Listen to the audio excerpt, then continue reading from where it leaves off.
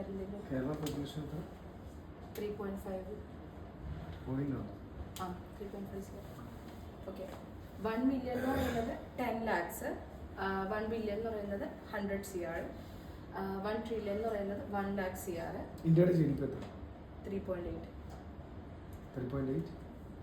CR. CR trillion. 3.8 trillion. 1 trillion എന്ന് വെച്ചാൽ 1 lakh CR. അപ്പം 3.5 ട്രില്യൺ എന്ന് വെച്ചാൽ 3.8. അതായത് 3,50,000 CR. കേരളത്തിലെ മ്യൂച്വൽ ഫണ്ടിന്റെ പെനട്രേഷൻ 6.8 trillion CR. കേരളത്തിന്റെ 6.8 എത്തും. trillion. കേരളത്തിന്റെ ഇന്ത്യയുടെ അല്ലേ? ഇന്ത്യയുടെ